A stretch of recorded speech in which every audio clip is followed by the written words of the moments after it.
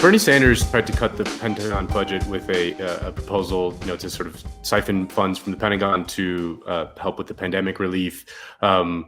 It's pretty remarkable. I think that we're in the middle of this pandemic, and millions of people have lost their jobs in the United States. We need all kinds of relief.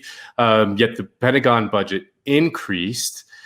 Elizabeth Warren attached an amendment to that Pentagon increase bill that said that they could have all the money that they want as long as they change the name of U.S. military bases to not include any Confederate generals. Abby, what do you make of this great victory for social justice? Oh my God. Okay. So a country where half of Americans are living in poverty, the military budget bigger than the next 10 countries combined, increased $100 billion under Trump. 1 year of this increase was more than Russia's entire military budget. So, I mean, this 10% proposal that Bernie Sanders is proposing, I think that he would like to cut a lot more. You have Barbara Lee saying, let's cut $350 billion. Couldn't agree more with that. Good number to start with. But that 10% literally amounts to like what the budget was last year. It just keeps going up and up and up and up. And the missing context here is, and I want to get into Elizabeth Warren and how she fits into this, because again, there's a near unanimous support for the U.S. empire. What is the missing context? The fact that the U.S. is the largest, most destructive and deadly empire the world has ever seen. That's what the budget is paying for. It's paying for an overseas empire. Yes, it's putting money in the coffers of the defense industry. Of course it is. But this is paying for an expanse of military bases, outposts, and these overseas contingency operations that are essentially terrorizing Black and brown communities all over the world, increasing drone strikes year after year, and controlling and asserting dominance over these countries' sovereignty.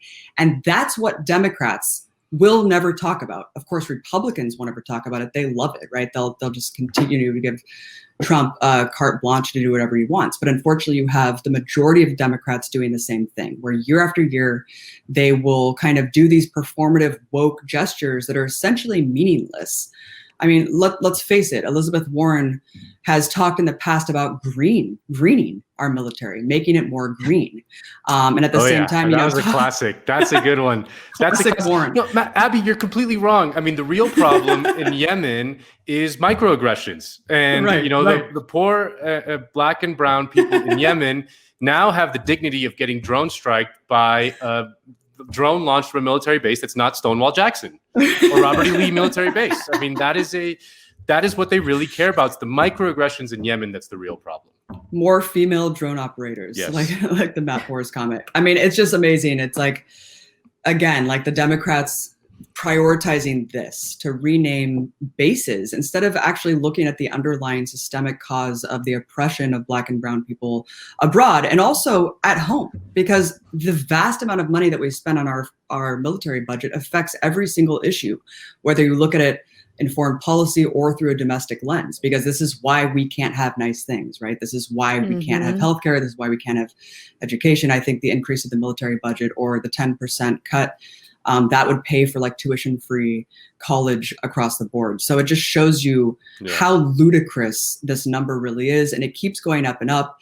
And again, the vast majority of Democrats support it and are giving Trump the authorization to bomb, warrantless spying powers, et cetera, et cetera. I think really bizarre. I don't know if you guys saw that insane thread from so-called progressive Senator Chris Murphy talking about the coup in Venezuela. Yeah. We did a whole segment on it. A-Block. We did a whole segment on it. Oh, good. Yeah, it's incredible. I mean, this just really shows you where these people's priorities really are. American exceptionalism is a hell of a drug. Yeah.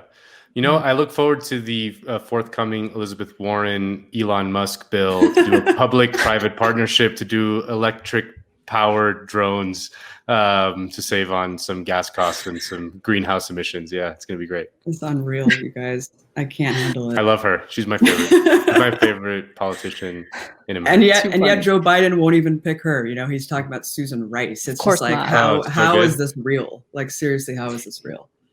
Yeah. I mean, that's why I get what you're saying about Biden and how he's more likely to move in a direction that we would like, especially compared to Trump. But I also have like I don't fantasize about those kinds of things because it's unlikely. I mean, again, unless you really change the structure under which we're operating and the profit motives behind the wars we engage in, we're going to keep doing what we're doing. And, you just got to look at the core of the problem. And Biden's part of the core of the problem, Oh my God. just like Trump has been, just like Obama was, just like Bush was. There's no question.